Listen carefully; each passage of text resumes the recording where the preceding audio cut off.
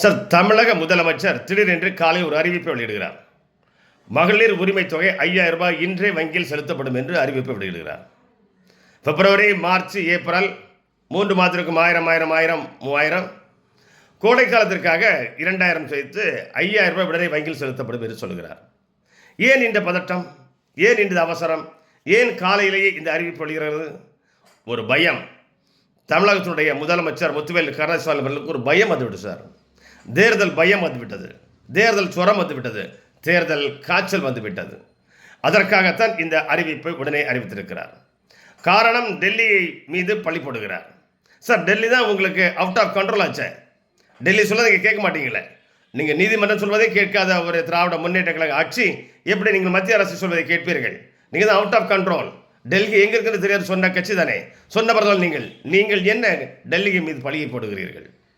நீங்கள் பயந்து விட்டீர்கள். உங்களுக்கு தேர்தல் ஜுரம் வந்துவிட்டது. ஏன்? இன்று பிப்ரவரி மாதம் 13ஆம் தேதி சேலத்தில் தாவேகா தலைவர் திரு விஜய் அவர்கள் ஒரு பிரம்மாண்டமான ஒரு பொதுக்கூட்டத்திற்கு ஏற்பாடு செய்திருக்கிறார். அவர் அங்கு என்ன பேச போகிறார், என்ன சொல்ல போகிறார், அவருடைய ஏற்றம் இறக்கம் என்ன, அதனுடைய விளைவு என்ன ஆகும் என்ற ஒரு பதட்டம். இரண்டாவதாக, காங்கிரஸ் கட்சி திராவிட முன்னேற்ற கழகத்தை விலகி கொண்டிருக்கிறது. காங்கிரஸ் எங்களுக்கு அதிகப்படியான எம்எல்ஏ சீட்டு வேண்டும், அது மட்டுமல்லாமல் ஆட்சியிலும் அதிகாரத்திலும் பங்கு வேண்டும் என்று கடந்த 3 மாதங்களாக பேசிக்கொண்டிருக்கிறது, சொல்லிக் கொண்டிருக்கிறது. தமிழகத்தைச் சேர்ந்த எம்எல்ஏக்கள், எம்பிக்கள், மூத்த தலைவர்களெல்லாம் இந்த குரலை கொடுத்து கொண்டிருக்கிறார்கள். இந்த பயம் என்ன செய்வது என்று திராவிட முன்னேற்ற கழகத்துடைய தலைவர் திரு முத்துவேல் கருணாநிதி ஒரு பயம் வந்துவிட்டது. ஒருவேளை காங்கிரஸ் திராவிட முன்னேற்ற கழகத்தை விட்டு பிரிந்துவிட்டால், காங்கிரஸ் திராவிட முன்னேற்ற கழகத்திற்கு வருகின்ற அந்த சிறுபான்மையினருடைய ஓட்டு 20% ஓட்டு அப்படி கொத்தாக ஒன்றாக திரு விஜய் அவர்களுக்கு சென்றுவிடும் என்ற பயம் முத்துவேல் கருணாநிதி ஸ்டாலினுக்கு வந்துவிட்டது. சரி, ஏன் அப்போ வந்து அவசரப்படுறாரு? உங்களுக்கு காங்கிரஸ் கூட்டணி போயிடுச்சுன்னா நீங்கள் 4வது இடத்துக்கு வந்துடுவீங்க. உங்களுக்கு யாரும் ஓட்டு போடுறதுக்கு மக்கள் ரெடியாக இல்லை. ஏற்கனவே உங்கள் மேலே கோபத்தில் இருக்கிறாங்க. நீங்கள் சொன்னது எதுவும் செய்யப்படவில்லை. தினம் தினம் போராட்டம், ஆர்ப்பாட்டம் தமிழகம் முழுவதும் நடைபெற்று கொண்டிருக்கிறது.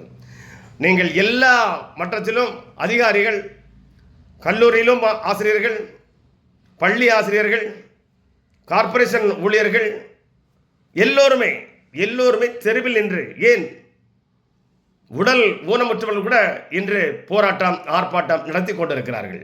எதற்கு? அரசை இந்த கோரிக்கையை நிறைவேற்றி என்று மன்றாடி கொண்டிருக்கிறார்கள் கடந்த பல மாதங்களாக.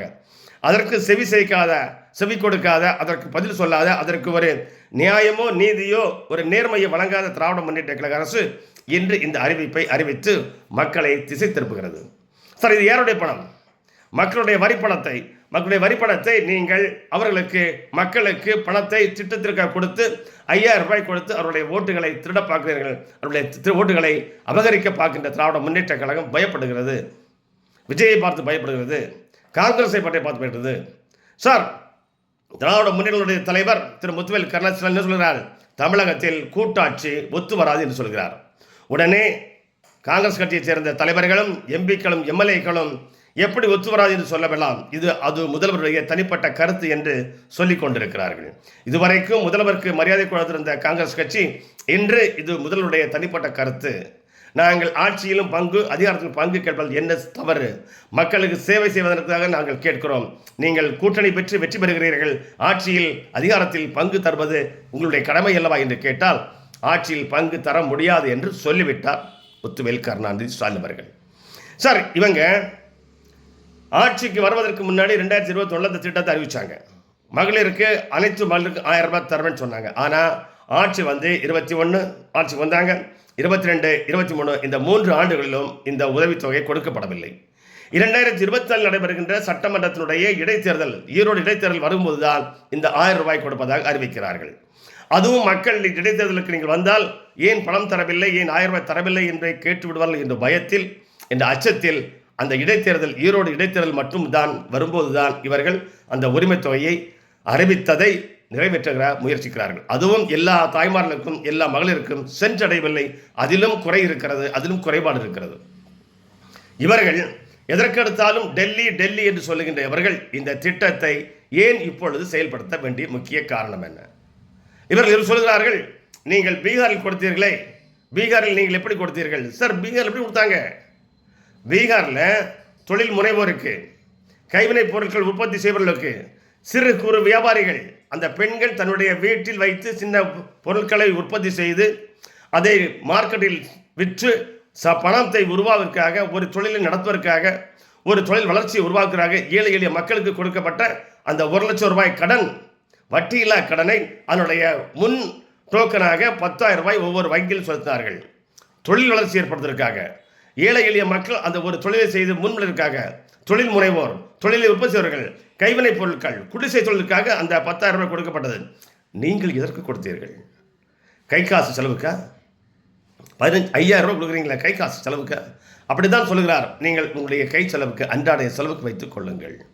சார், நீங்கள் 5,000 ரூபாய் ஒரே டைம் கொடுக்கல. அதனுடைய மகனுடைய கணவர்மார்கள் அந்த 5,000 பணத்தையும் லவக்கென்று வாங்கி கொண்டு அலாட்டாக டாஸ்மார்க் சென்று அந்த 5,000 பணத்தை ஒரே நாளில் காலி பண்ணுகின்ற நிலைமை ஏற்படுகிறது. இன்று பாருங்கள், இன்று இரவு பாருங்கள், இன்று நாளையும் பாருங்கள், டாஸ்மார்க்குடைய வருமானம் பல மடங்கு கூடியிருக்கும். ஏனென்றால் இந்த அரசு கொடுத்த 5,000 ரூபாய் அப்படியே டாஸ்மார்க் போகுது. இந்த தாய்மார்கள் சேவிக்க முடியுமா? இந்த தாய்மார்கள் பயன்படுமா? ஆனால் இந்த இவர்கள் என்ன செய்கிறார்கள்? ஒரே முறையாக 5,000 ரூபாய் கொடுத்து இந்த ஏழை எளிய மக்களை ஏமாற்றி அவர்களிடம் இருக்கின்ற அந்த ஓட்டினை பெறுவதற்காகவே திராவிட முன்னேற்ற கழகம் செய்கின்ற சூழ்ச்சியும் இதில் இருக்கு என்பதை பொதுமக்கள் நீங்கள் மறந்துவிடக்கூடாது.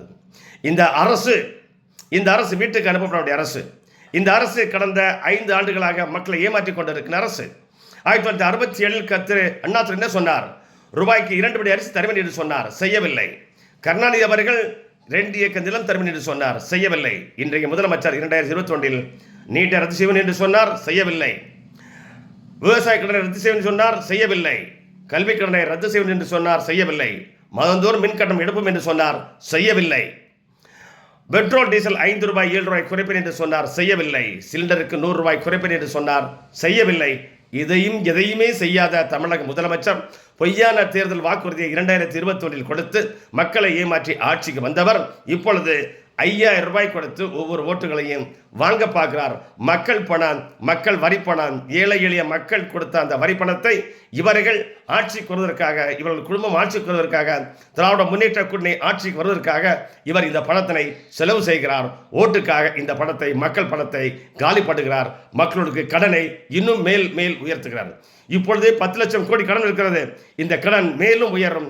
ஒவ்வொரு வீட்டு மக்களுக்கும் தண்ணீர் விலை கூடும், மின்சாரம் கூடும், ப்ராப்பர்ட்டி டாக்ஸ் கூடும். எல்லாமும் இந்த ஏழை எளிய மக்களின் தலையில் தான் விழப்போகிறது. இந்த திராவிட மாடல் ஆட்சி மீண்டும் வந்தால் தமிழகம் தாங்காது.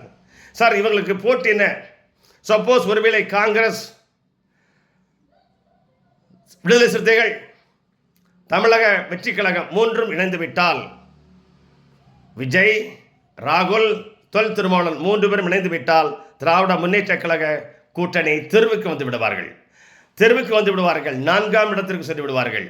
இவர்களுக்கு போட்டி யார் என்று வந்தால் 4ஆம் இடத்திற்கு முத்துவேல் கருணாநிதி ஸ்டாலினா அல்லது செந்தமிழன் சீமானா என்றால் வந்துவிடும். 4ஆம் இடத்திற்கு திராவிட முன்னேற்ற கழகமா அல்லது நாம் தமிழர் கட்சியா? இந்த போட்டி எதற்கு? 4ஆவது இடத்திற்கு. காங்கிரஸ் பிரிந்து, காங்கிரஸ் கூட்டணி சிதைந்து, காங்கிரஸ் கூட்டணி உடைந்து விட்டால் திராவிட முன்னேற்றங்களுடைய நிலைமை பரிதாபத்திற்குரியது, வெட்கத்திற்குரியது, நாணத்திற்குரியது. அவர்கள் கூட்டணி இல்லாமல் இதுவரைக்கும் ஜெயித்த வரலாறு, சரித்திரம் இல்லை. இதை மக்கள் நினைவில் வைத்துக் கொள்ள வேண்டும். மக்களிடமிருந்து பெற்ற வரி பணத்தை மக்களிடம் கொடுத்து, அதை காசை கொடுத்து வாக்குகளை வாங்குகின்ற அந்த ஒரு திருட்டு புத்தியை திராவிட முன்னேற்ற கழகம் பயன்படுத்தி மக்களை ஏமாற்றுகின்ற சூழ்ச்சியாக இந்த 5,000 கொடுக்கிறது. நீங்கள் 5,000 இல்லை 50,000 கொடுத்தாலும் இனிமேல் திராவிட முன்னேற்ற கழகத்திற்கு தமிழக மக்கள் ஒருபொழுதும் வாக்களிக்க மாட்டார். 5,000 இல்லை 50,000 கொடுத்தாலும் திராவிட முன்னேற்ற கழகத்திற்கு தமிழக மக்கள் இனிமேல் வாக்களிக்க மாட்டார்கள் என்பதில் திடமாக இருக்கிறது என்பதை நீங்களும் தெரிந்து கொள்ளுங்கள். நீங்களும் வருகாலத்தில் புரிந்து திராவிட முன்னேற்ற கழக கூட்டணி ஆட்சி மீண்டும் ஆட்சிக்கு வராமல் தடுப்பது ஒவ்வொரு தமிழக வாக்காளருடைய கடமை என்பதை மறந்து விடாதீர்கள்.